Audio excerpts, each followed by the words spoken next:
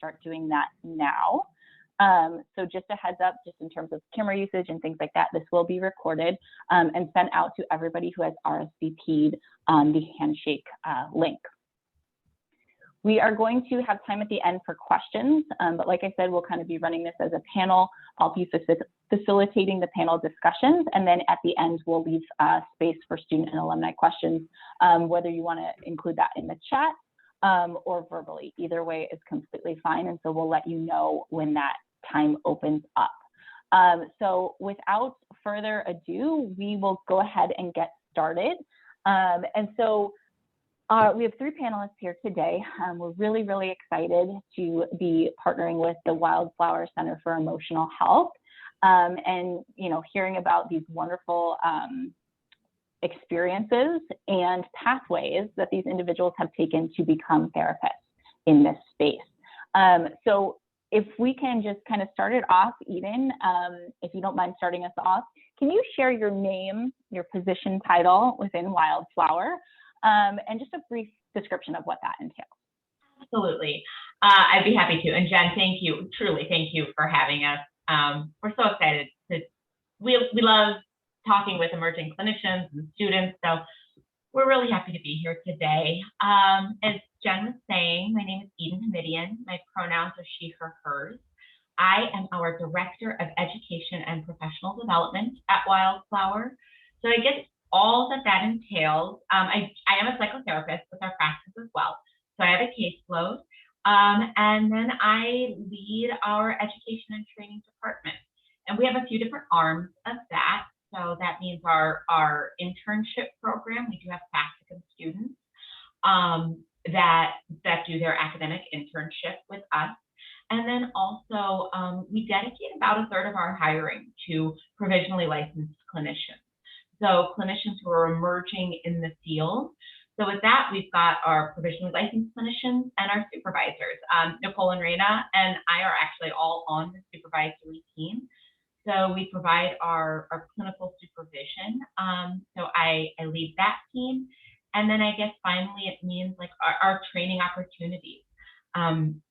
We host both internal and external training sessions. So we provide continuing education credits and develop training for our community. Yeah.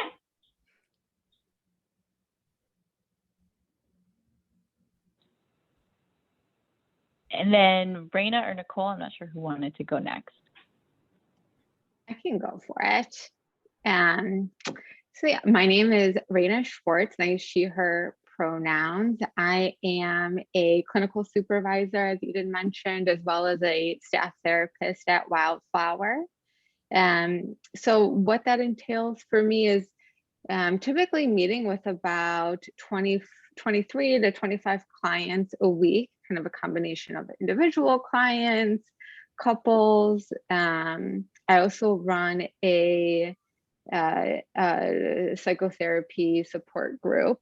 So that's about 1 hour a week. And then I provide supervision, which typically kind of entails meeting with the supervisee once a week, as well as kind of signing off on notes, reviewing notes, and things like that.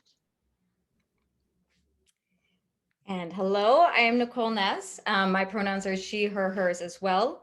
I'm the manager of clinical operations at Wildflower, staff psychotherapist, so I do hold a caseload as well, and supervisor. So I'm currently supervising 2 interns, and it is so much fun.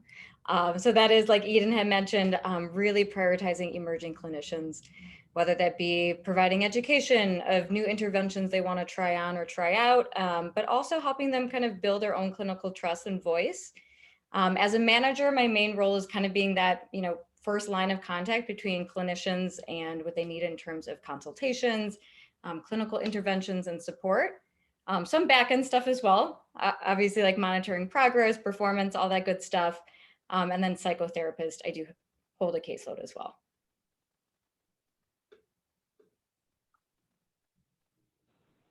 Great. Can you share, and maybe Raina, we'll start with you. Can you share your professional journey to get where you are today? So degrees you've received, licenses, you hold or areas of expertise? Sure, absolutely. So I hold a PsyD, so a doctorate in psychology. So for me, I actually went directly from undergrad to a PsyD program, which I know we'll kind of talk a little bit more about and like what that entails in a bit. So I kind of had a kind of a straightforward path in that sense. You do have the option to get your master's degree kind of on the way, and that's kind of part of the program as well. And as far as kind of areas of expertise, I typically specialize in kind of the third wave cognitive behavioral approaches. So things like acceptance and commitment therapy, dialectical behavior therapy, kind of working also with the perinatal population, which is part of kind of the expertise within Wildflower as well. And then I'll start from undergraduate for Loyola. I did get my degree in psychology and sociology, and then went to Adler, where I did get my master's in clinical mental health counseling. From there, I really started to find kind of this like triage of support or like area of expertise between eating disorder treatment, like women's health, trauma-informed care, and sexual health. And so I'm about 4 months away from being fully sex therapy certified, which is super exciting. I cannot wait. And so that triage is really what I find myself in, whether that be using cognitive behavioral therapy, again, a lot of trauma-informed work, a lot of exposure and response prevention. So very like hands-on clinician, very process-oriented at the same time. So that's where I found myself. Yeah. So I didn't have as straightforward of a path. I took a little bit of time off between undergrad, where I was a liberal arts degree, but I also focused on theater and gender and women's studies. And I developed my own yoga practice kind of after grad school, and I was working with that. And I was actually a certified yoga instructor before I ever went into social work and got my master's and became a clinical therapist. So I was doing some work with like adolescents and goal coaching, and we were integrating yoga and goal coaching. And I saw the pretty clear correlation and the benefits of a mindfulness practice and increased focus and just a general ability to engage like the prefrontal cortex if we worked on calming the body first. So that's where some of my interests sparked. And I went to the University of Chicago's Crown School, formerly FSA, to get my master's in social work.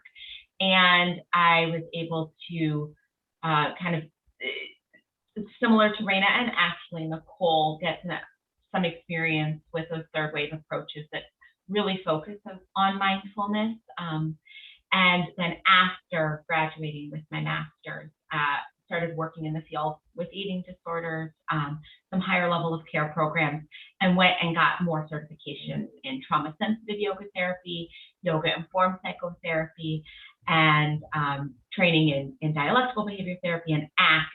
And then with my transition into Wildflower, that's where a lot of my focus on also perinatal mental health and reproductive mental health kind of flourished. And I am now also I have a PMHD, which is a perinatal mental health certification. Which, if anyone is curious about that specifically, I don't know, we can talk about as well. That's super helpful. And do you guys mind just, before I give the next question, just telling us exactly the license that you hold? I find that when I meet with students around this topic, it can be really confusing in terms of what license you might hold to be a therapist. Do you mind just specifically saying what that license that you have is? Mm-hmm. I'm an LCSW, which is a licensed clinical social worker. And I'm an LCPC, which is a licensed clinical professional counselor. There we go. And I'm a PsyD, which is a doctorate in psychology. Okay, and so can maybe Nicole, we'll start with you for this one. Can you explain how you came to choose your professional path? Obviously, there's a few different routes to get to where you all are, but if you can expand a little bit on that, why did you want to become a therapist, and then why you ultimately chose your specific pathway to get there? Sure. Yeah. I mean, this is a question that I feel like I could probably talk about for hours. And so I'll try to keep this concise. The most simple answer first is I thrive off of connecting with other people. Humans are so complex, and just being a space for people to understand themselves. I've always thought human behaviors serve a purpose, whether those behaviors are adaptive, maladaptive, they serve something. And so just being a space where we can be curious together is absolutely everything to me. But the other reason on like a more like practical logistical level is there's so many different things you can do in this field. And so I found myself in a variety of areas, both corporate mental health, private practice, group practice, higher level of care. And so I think with that too, you have the opportunity to kind of dip your toes in different areas to really find where you want to be and where you find the most joy in. And so for me, that was group practice. But that as well just gives you time and space to explore a lot of different areas in this field. Should I go, Raina? All right. Oh. Yeah. So I think I got a little ahead of myself and started answering this in the previous question. But to build off of that, as I mentioned, I did study theater in undergrad, and I have a mix in my family, both with some therapists and social workers, and then some folks who are in the theater world. And so at a younger age, I took that interest in the human condition into theater, and through kind of like, I don't know if it's my own education or my own just life experiences, realized that wasn't the most fulfilling way for me to engage with the human condition, but I did have just this real fascination with what makes us tick, and how we build communities and how we connect, and just both from like a relational standpoint and also like a self-awareness kind of standpoint. So it was with my work with yoga that I realized how powerful it could be to really help people, and to help people kind of figure that stuff out for themselves. I think, my career trajectory, once I got into it, like Nicole was saying, there is so much you can do in this field. And it was through those professional experiences that I both learned what I really wanted to do and what wasn't really working for me. I've always been drawn to trauma work. And I started after undergrad working with children and adolescents in a residential facility with a lot of trauma. And while I learned so much about what I wanted, I also learned that I didn't really want to work with children in that capacity. So that's one of the ways I shifted into working with adults. And then kind of as the specialty areas got more and more focused, it again was like it's a professional and it's a personal experience. My own transition into motherhood also aligned with my transition into maternal mental health. So kind of getting aligned with Wildflower and the education that we provide in providing perinatal mental health, I think, I was drawn to because that was also my own personal experience at the time.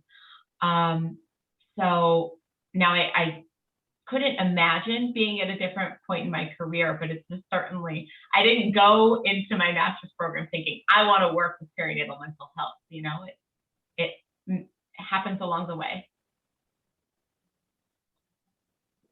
And yeah, for me, I think I'd always been, kind of interested in psychology, kind of from both of my parents were like in kind of the helping profession. So I knew that was something that I wanted to do. My mom in particular was a college counselor and a dance movement therapist. Whereas my dad was a lawyer, and I was like, I want to be in a career where I don't have to like kind of take work home with me all the time. So that also kind of helped lean me towards psychology, which I just felt like was something that I naturally connected with. Initially in undergrad, I was actually pre-med, but kind of quickly realized like that was not the path that I wanted to go down.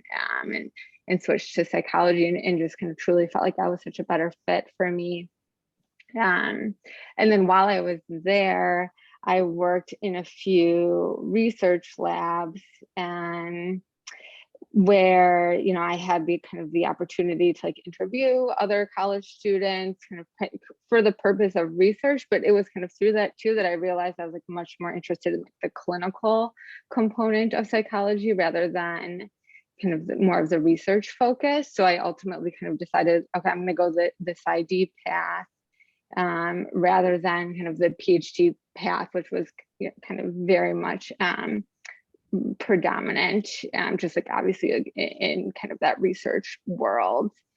And then kind of more recently, it has felt like being, you know, I previously worked in higher levels of care. And then also kind of more recently, like as also kind of transitioning to being a new mom, have found that like working in private practice in particular with the perinatal mental health population has felt like a good fit for me.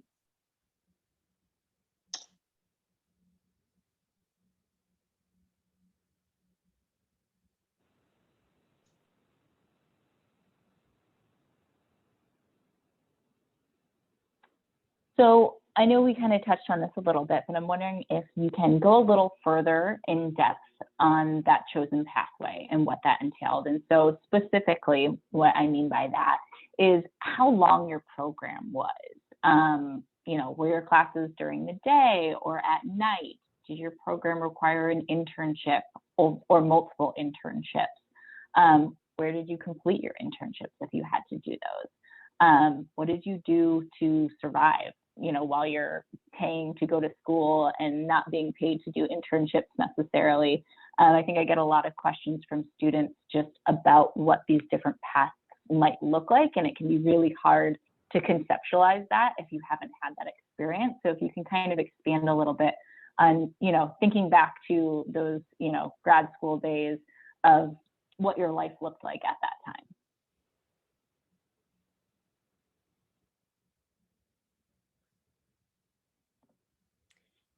I can go ahead and start here.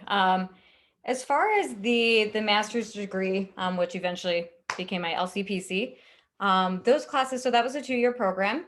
I actually opted in for most night classes when I could. It allowed me to work during the day if I was working at the time, to do other things outside of school, to do internship during the day. I personally enjoyed night classes a bit more. As far as that program itself, there was an internship required. So the first year of graduate school, it was more of a, I don't even know if I would call it an internship, but more of like a volunteering program. And so that was 6 months in length. And I did that at a high school in Pilsen, where I would be interacting with students, providing education resources, a workshop at the end of the year, essentially, again, being that like front line of support to students at the time. The internship itself was for a full year. I did this at Thresholds, and that is a community mental health based program for adolescents, teens up to age 21, if I remember correctly, where I held a caseload of about 5 to 6 students, or we called them members. We would meet 1 time a week, and I also held group therapy there. That was a wonderful experience because, like Eden kind of alluded to earlier, it gave me, my members were awesome. I loved each and every one of them. They were great. And I realized that adolescents and teens were not quite where I wanted to see myself. I further solidified I wanted to work with young adults and adults. So that internship was beneficial just from a kind of narrowing down my interests and my wants, but it was also necessary in terms of graduating. So there was that piece too. In terms of the like survival piece during grad school, that is a great question. I think finding a balance between, I held 2 part-time jobs, not at the same time, but I ensured that they had daytime hours. I think also in general, just life itself looked a bit different. I had to be more creative with where I put my money and my time. Maybe it wasn't going to be the things that would cost more at the time, getting creative, being outside more often. If you have option to have roommates, do so. If you have the option to live with family, do so. So finding that balance was important. As far as the most recent license or certification, I should say, my CST, so Certified Sex Therapist, that is an 18-month program where I have to complete a total of 150 hours of education and 300 direct hours with clients. And then I think it's about 50 hours of supervision. And so you'll notice, like, within any of these pathways, there's definitely hour requirements. I'm not sure the social work and PsyD requirements, but those were some of mine. So I hope that gave enough detail, and please ask any clarification. Yeah, or Raina, you can go. I'll go after you. Okay, sounds good. Okay, so for a so I completed my PsyD, which is a 5-year program. I completed at the Chicago School of Professional Psychology. So how it's broken down is kind of like your first 4 years are a combination of taking classes, going on practicums, which I'll get into more, and then also working on your dissertation. Your final year is an internship, which is essentially like a full-time position somewhere. And then depending on the state that you live in and the license requirements, you may need to complete a 1 or 2 year postdoc. So after you graduate, in order to get fully licensed, you have to kind of work while being supervised 1 or 2 years. In the state of Illinois, there's like a 1 year postdoc requirement, but it varies by state. So as far as kind of like breaking down what each year entails, so your first year in the program is typically you're taking classes full-time. Classes are kind of a combination of like daytime, evening. Usually there's flexibility around like when you want to take particular classes. Typically, as far as like the specific classes that you're taking, it's kind of set for you. Like, these are the required courses. This is what everyone's taking. During that first year too, you start thinking about like maybe what your research interests are. There is a requirement of completing a research study, completing your dissertation. So you start thinking about what that might be, getting to know the various professors, getting kind of a sense of who you might want to kind of work with in that sense. And then you're also getting ready to apply for your first practicum. So in my program, the first practicum was a diagnostic, called the diagnostic internship or practicum, where the focus is on doing psychological assessments. So during your second year, you complete your diagnostic practicum, which is typically about like 20 hours a week. And then you're also taking classes full time. So for me, I completed my diagnostic practicum at a psychiatric hospital called River Edge. And within that program, I did kind of a combination of like intelligence tests and personality assessments on children and adolescents. And then part of my training there was also doing group therapy. So I got a little bit of kind of exposure of just like what it's like to work in a psychiatric hospital. And I think from there, I also realized that it was an amazing experience and something that felt like it wasn't a good fit for me in the long run. And then your third year in the program is you're doing your therapy practicum and classes, and then you're starting to solidify more of like your dissertation. So starting to kind of hone in on what you want to do your research on, picking your dissertation committee, the professors you want involved in that, and feeling like who's a good fit. So you're kind of balancing those kind of three. I would say like those are kind of the three pillars of what you're doing. I completed my therapy practicum at a private practice called Behavioral Healthcare Associates, which again was about 20 hours a week or kind of 2.5 days. And then the other days, you're kind of taking classes and working on your dissertation. I will say like your classes, the class load lightens up like as you move through the program because you're doing a lot more like, clinical work. And then the fourth year is a balance of doing another therapy practicum. So for my last therapy practicum, I did it at a community mental health center in Hoffman Estates. And that was about 24 hours a week, and wrapping up my dissertation. So part of my program was that before finishing your fourth year, you were required to complete your dissertation and defend. That's not always the case. It is required in order to obtain your degree. So I think it was actually a benefit, even though like at the time it felt like a lot to balance. It was actually kind of really nice to have that done before I went on internship. So yeah, that last year, your courses are really light, but you're primarily working on finishing up your dissertation, your advanced therapy practicum, and then applying for internship.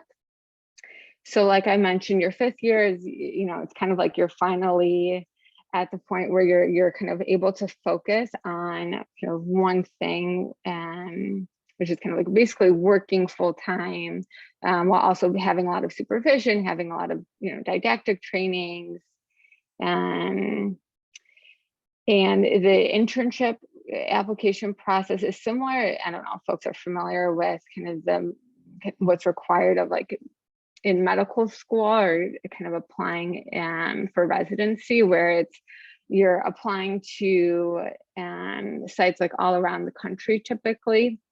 And then there's this kind of computer system that ultimately matches you with a site. So it can be kind of a little bit stressful in that sense. And it gives you an opportunity to really kind of like think about where you want to practice kind of across the country. And then, so, after your internship, you graduate. And then I mentioned that some states require a 1-year postdoc. So I completed mine at a partial hospitalization program in psych behavioral health. So that I was essentially just working full time and then being supervised for a couple hours a week. And then as far as kind of the financial piece, I think what a lot of people do is kind of work like within the program setting. So like I was a teaching assistant for a few years and making money that way. And I also, my first couple of years worked as a research assistant at UIC's like Urban Youth Trauma Center. And so I'm gonna stop there because I know I said a lot, and I think it's a lot to take on. So like to the same sentiment as Nicole, if anyone has any questions, please feel free to kind of follow up.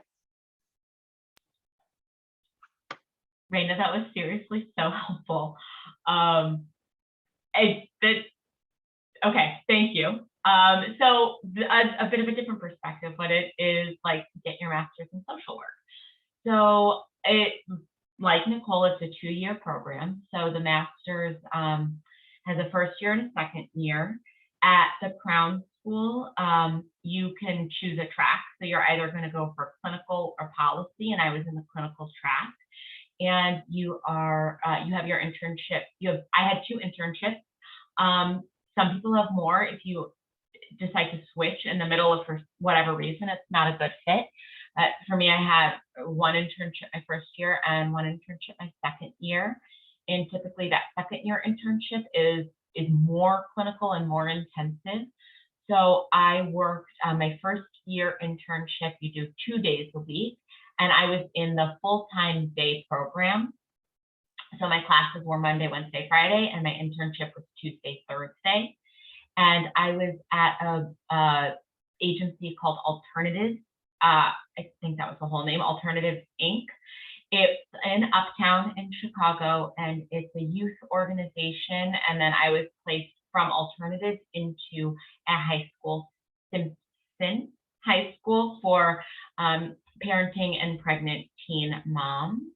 So within that, I led, social emotional support groups. I actually started doing some yoga groups there as well. I was support in classes and had some administrative work that I was doing with high school as well. But doing full-time day classes and that full-time day intern, or the Tuesday, Thursday internship, was a lot of time. And I also did work as much as I could during that time. I mentioned at the beginning that I'm the Director of Education and Professional Development, and noted that I had some time in between undergrad and graduate.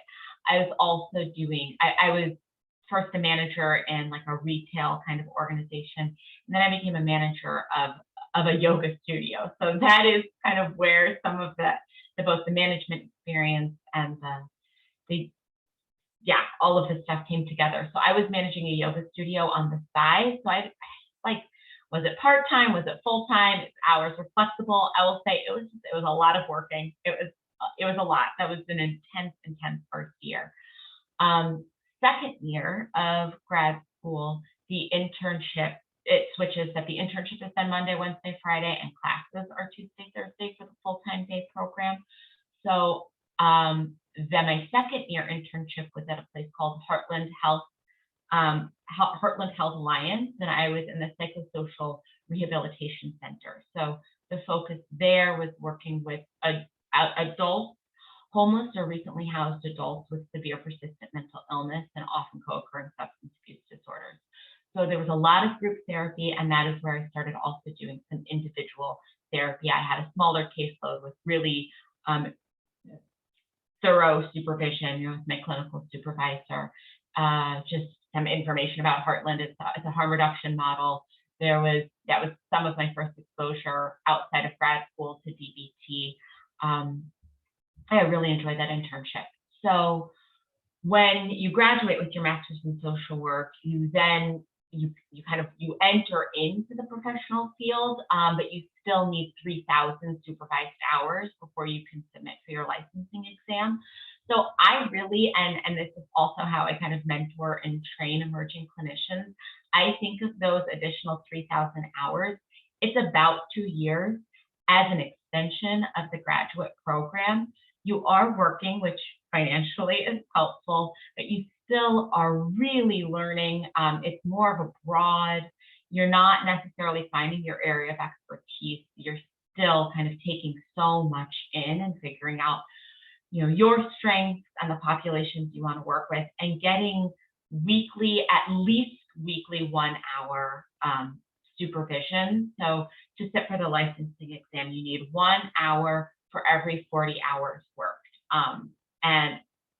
And no more than that 1 hour can count. So the fastest you can go is about 2 years.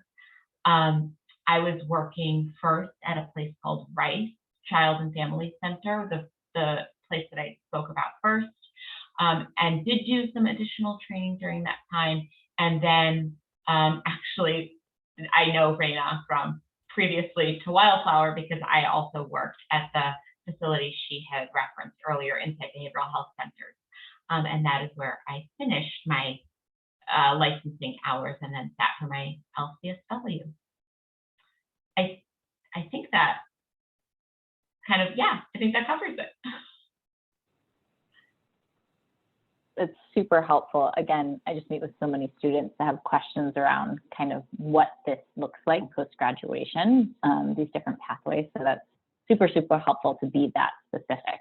So we appreciate you kind of recollecting on those grad school days. So to kind of come back just a little bit, I know we had you say what your role was within Wildflower at the very beginning and give us like a brief description of what that looks like. But can you describe a little bit in further detail of your current position and the responsibilities that go along with that, and kind of what that looks like on a daily basis for you?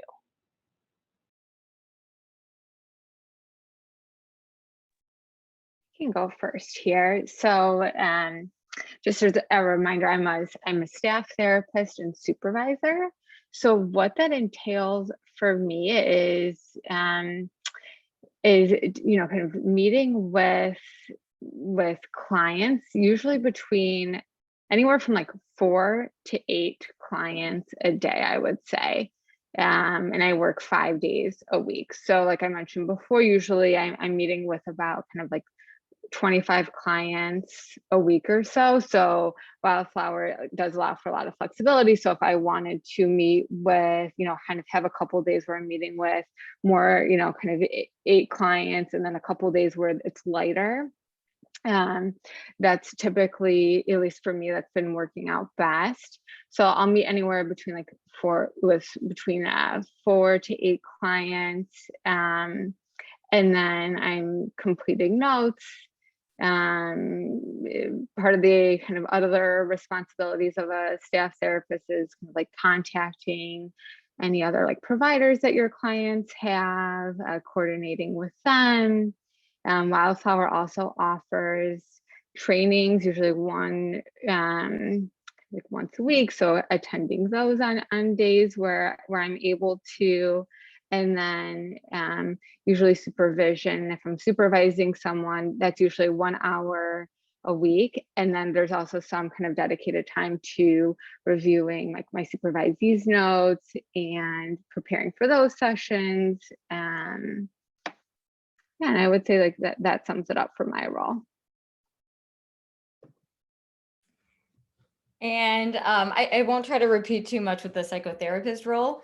I'll start with manager. And again, that looks different day to day, just pending. There's some things that are predictable in nature, certain tasks that need to be done monthly, such as tracking different numbers and things and performance reviews and all those sorts of things that just allow us to track data and support our clinicians. So that happens on a very predictable basis. I've got like a day set up every week that accounts for different areas of that. But things can also be really unpredictable. There might be consultations that come up sporadically that I want to jump on and support a clinician through. There might be a client crisis in some cases, a DCFS case where we need a second pair of eyes or, multiple pairs of eyes on a case. And so that's a spontaneous and less predictable piece of the work that I actually really enjoy.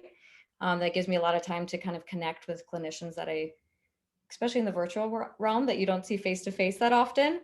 Beyond that, within manager role, there are 2 weekly meetings that I need to attend, one being one where I am with Eden. And so we have a leadership team meeting and then a clinical operations meeting, both just to kind of streamline communication, to make sure we're all on the same page, all are kind of aware of different updates within Wildflower, are all making improvements as needed. So beyond that for the most part sums up manager role. As a psychotherapist, the only thing I want to say really in addition to what Raina pointed out is I will see anywhere from about 3 to 5 clients per day. With that, we are also holding that initial intake session. So that is that first session with client where you're gathering all sorts of information around their concerns, their history, like biopsychosocial history, developing a diagnosis. So that is a responsibility on the psychotherapist part here, is developing diagnosis based on obviously symptoms, presentation, and then working through a treatment plan. So that is all the role of therapist: intake, treatment plan. Like Raina pointed out, that I think is so important, care coordination. We really, really want that in this field of just ensuring all healthcare providers are also in full support of the client's needs. Updating treatment plans, right? These documentation pieces are necessary to the job as well. It's how we measure client progress in their care. I meet with both individuals and couples per week. And then within the supervisory role, similar to what Raina said, I meet with the 2 interns that we have currently from DePaul, or I'm sorry, from University of Chicago. We're meeting with DePaul. And so I meet with them 1 hour per week, each of them separately. I also hold a group supervision once a month for an hour. That sums my role up. You're busy. It's a good busy. It is. And, mine might sound a bit redundant because there is crossover, but I will say, to me personally, I realize, and this is something I encourage you to think about as you're thinking about where you want to go in your career. I have vacillated between fully clinical roles and then administrative roles. And more roles that were more administrative and had very little clinical. And I feel like I have landed in a bit of a sweet spot, kind of somewhere in the middle. And who's to say, in a couple of years, I might feel I need more of one or the other. But I found for me, when I have been in a fully clinical role, that can look like, 27, 28, like client hours a week. And I find that really invigorating at times. And I also found for me, I was getting to a place of burnout, just being in that mindset and doing clinical work for the majority of my week. So I like to have that mix of direct client work, clinical care that really is invigorating, and then also the administrative side of things, which means both like direct contact with staff, and then also some time just for me and my computer and paperwork and getting to turn some music on into background. So my day-to-day, I guess if you look at the bigger picture of the week, I see about 12 clients a week, and then I have a good amount of time in meetings. So who are those meetings with? I meet with our supervisory team. Our clinicians provide the clinical supervision to our supervisory team about every 6 weeks, but sometimes we have additional meetings as needed. I meet with other members of our executive leadership team on a fairly regular basis, and the meeting Nicole was talking about with our management team. And then we also have consultations weekly that I do. Sometimes I do my best to attend, and some I attend regularly. And then I also provide clinical supervision to, right now, one supervisee, and then so that's once a week, and then monthly lead a group supervision for our provisionally licensed therapists. So I choose to work Tuesday through Saturday. I really like it. I find that I get a lot done on Saturdays. So I usually see anywhere from 1 to 4 clients a day, have anywhere from 1 to 3 meetings, either with other members of our leadership team or staff, or my direct reports. And then I lead some trainings as well. So I would say probably 2 or 3 times a year, I am leading a training for the community. And then the other trainings we do, I dedicate some of my administrative time to just making sure it happens, which has a lot of coordination, but it's really fun to do. Great. Thank you all for just being able to expand a little bit more on what that day-to-day looks like. I think we all kind of have assumptions of what it looks like to be a therapist, but I think it's really interesting just to hear some of these additional administrative roles that can be woven throughout some of these different positions as well. So I'm going to do about 1 or 2 more questions, and then I do want to leave time for questions from students and alum who are in attendance. So we'll do the last 10 minutes of audience questions. So what hard and or soft skills are expected or useful in your current setting? I think this can be particularly helpful for students. All right, I'll go first, and I'll try to be quick with this. So some of the soft skills are like the soft skills of therapeutic work, right? Rapport building, community building, kind of unconditional positive regard, taking that stance both within like the therapeutic work and then with the communities we're building, like our relationships with one another. I think that's just, those are invaluable skill sets. Then there is those hard skills, like, we have to have like the administrative, the ability to do our administrative work, which means knowing like the software programs we need to use, how to write a good, concise clinical note, how to communicate with clarity and also concisely. I am pushing a lot of my growth edges in like data collection and data analysis. That is not much of what I covered in grad school, and I wish that I had focused more on like doing some of those statistics classes, because that's definitely a skill that I have begrudgingly accepted that I need. So I would recommend that you work on those, because data does matter.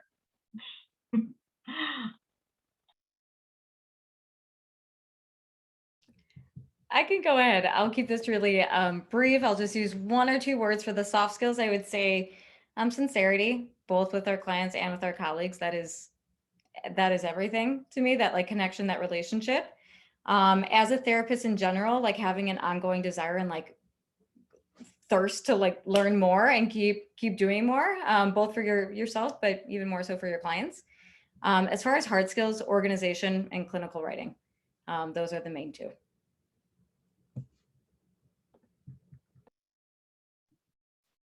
Yeah, I would definitely echo what Nicole and Eden have already said. I guess kind of what I would add is kind of being introspective in the sense of kind of within like your client work and with working with clients, and also just in general, kind of like being aware of like what your limits are. And I think that, you know, me, Nicole, and Eden, we all have these different roles and that require kind of different skills and different kind of needs from us. And so even just being attuned to what is it that I'm really looking for in a day-to-day sort of way, I think can be really helpful. Sure. Okay, so for our last question, I do have a few more questions. We'll open it up to the audience, and if the audience doesn't have a ton of questions, we can come back to the last few that we have. But just to end kind of our panel discussion portion, what advice would you give an aspiring therapist? One piece of advice.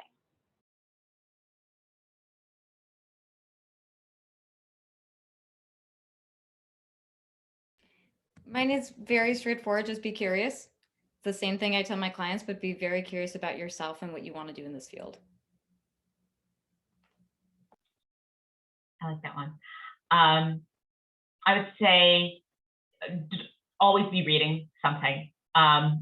Just there's so much to soak in, and it can feel overwhelming. Or if it's not reading, like some sort of like continuing education, whether it's like a podcast or attending a training or a book, just soak it all in because there's so much good information out there. Yeah, and I would say, well, one, it's like, okay, if you don't know exactly what you want to do right now, because I certainly in undergrad did not have a sense of where I would ultimately end up.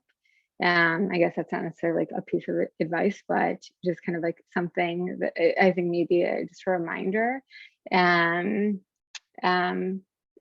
talk to people. I think like attending things like this, you know, just even echoing what Eden and Nicole have already said too, of being curious, learning about things. Yeah, talk to your professors, talk to other students. Yeah. Informational interviews can be really great. I remember I did so many informational interviews during my grad program, and yeah, just to echo what Rena's saying. I think that's some very great advice. For those of you who maybe aren't familiar with the term informational interviews, that simply means interviewing someone around their career path and how they've gotten to where they are, what their day-to-day, you know, looks like. It's kind of like this, what we did today, except on a very individual basis, and kind of more of that interview than like a panel. So I am going to go ahead and open up for questions from the audience. For those of you who want to put a question in the chat, please feel free to do so, and I can go ahead and read those to our panelists. And then for those who maybe want to verbally ask a question, you know, just kind of give us some sort of indication, and we'll definitely be able to call on you. So it looks like we already have some in the chat, so I am going to go up here for a second. Okay, so from Lexi, are there any resources outside of your program that helped you to advance your education? So that's part one of the question, which is a great question. This is a great question. And yes, there is and this is where I encourage, especially those first 2 years, but really like knowing it will take a longer than that, to think of those as ongoing parts of your education. So, you know, for DBT, for example, dialectical behavior therapy, I was fortunate to have two courses on that in graduate school, but that's not enough to get trained in DBT, right? So then in my first job outside of grad school, we had a course on DBT that I took. And then if I wanted to do further, you can go and get certified, but there's also things like PESI is a fantastic resource for continuing education, courses that you can sign up to take online that I would recommend. And then I guess this is a good time to talk about the PMHC that I referenced, right? So that's like an additional certification after licensure that you go through. To get that, that's nothing I would have ever gotten in my like formal education. Postpartum Support International holds, it's a level 1 training that's 16 weeks that meets every other week. That is a course. You take that, then you need an additional 6 advanced learning hours, and then you sit and then you take another exam. So that's one example of kind of the additional education beyond grad school that I have done. Rainer, That's great. And I should yeah. point out, I can actually point out that all the panelists don't have to answer every question. If one feels like it resonates more with one person versus the other, that's totally fine. And for sake of time, I am going to ask the next part of her question because I think it's a really good one. It says, there's some pressure to choose a theory. How long did it take you and what was your process? Go ahead, Raina. Well, I was just going to say it was kind of like built into my program where part of our coursework was taking a basic intervention class in like the 4 main theoretical orientations, like psychodynamic, humanistic, CBT, and then systems. And it was actually required, this is not the case in all programs, but for us, it was required that after our 2nd year, we had to pick a path, essentially, which I think helped, it kind of like going into it, knowing that, I think helped kind of like structure, okay, like which of these resonate with me.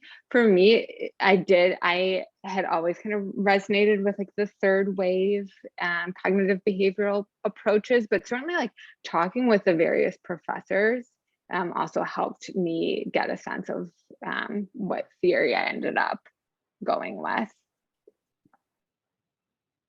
Great. And then we have another question, and this one's a little bit different. So do you have any recommendations for those looking to make a career change? And they had given some context of they currently work in another industry, and kind of asking the question of, am I too late, so to speak, to be able to pivot into this space? Nicole, I saw your eyes light up too. I'll let you answer this as well, but I will say as a hiring manager, I love meeting with career changers. I think real life experience is invaluable as a therapist. And obviously we all have real life experience. And I mean, like doing something else adds so much richness and value to clinical work and work as a therapist. So you're not too late, no. Eden, that was exactly what I was going to say. And also for this person in particular with the advertising and creative services, there is so much overlap. I'm not going to go into the overlap, but there's a lot of overlap. You're working with people and how people think, and that's a lot of this work in therapy as well.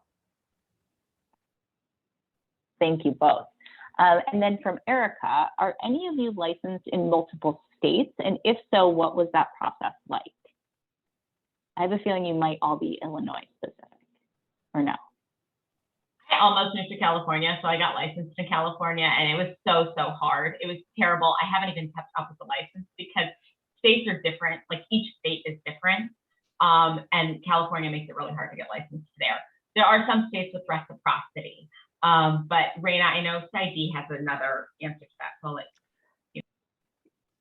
Yeah, so I'm part of PsyPack, which right now is only offered to, I think, societies or doctoral level for whatever reason, but essentially that it does allow you to practice telehealth like across states that participate in that. So that does allow me right now to practice.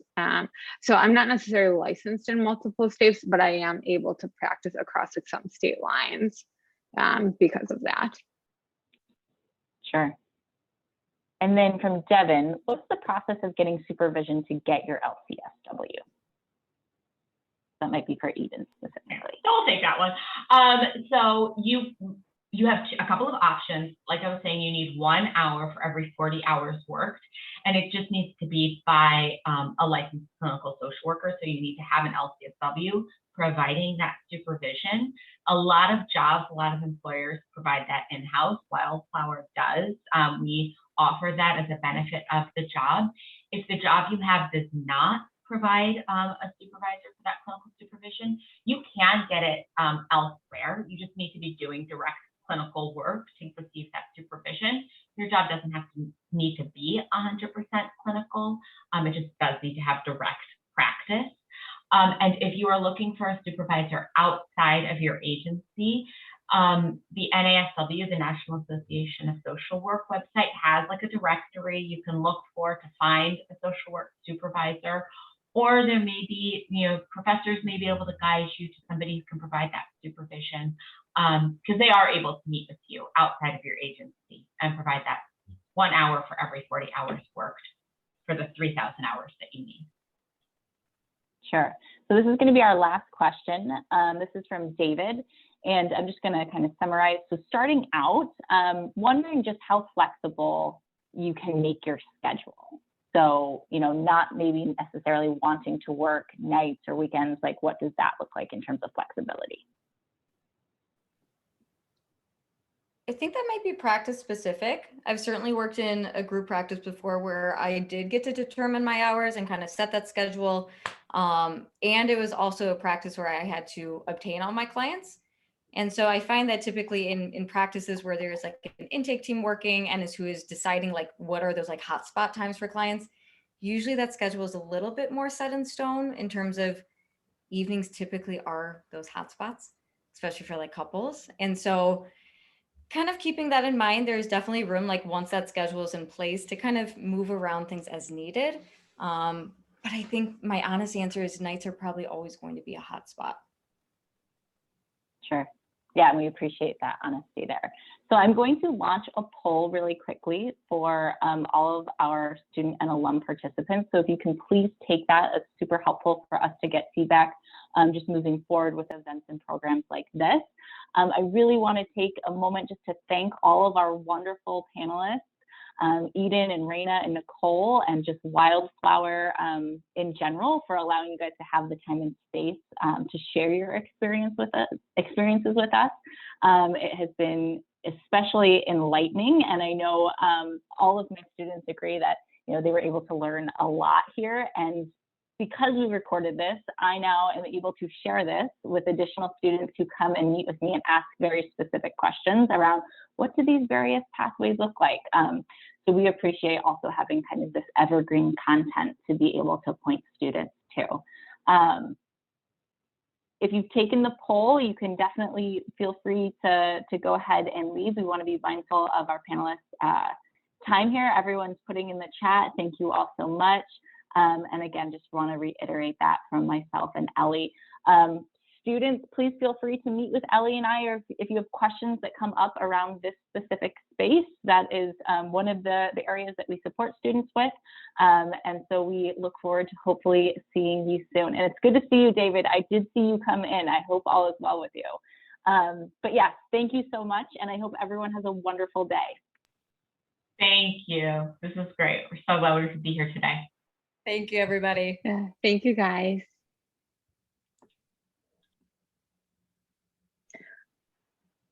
I'm gonna hop off because I have a session right now, but Go for it, thank Raina. you guys Thank you. all so much. Bye. Bye. Thank you so much. Okay, I'll talk to you both soon. Yes, thank you so much, Eden. I'll send you an email. Okay, awesome. Thanks. Okay. Bye. Bye. Bye, Ellie. You good? Sorry. Do you have the poll results? So let me. Because I have them up on my screen. Oh, you do? Okay, it popped up on mine and then it disappeared for some reason. Okay, I can click share out of them it. with you, I think. Oh, there it is. So I think this polls. So wait, hold on. I'm going to stop recording for a second. I don't know how to.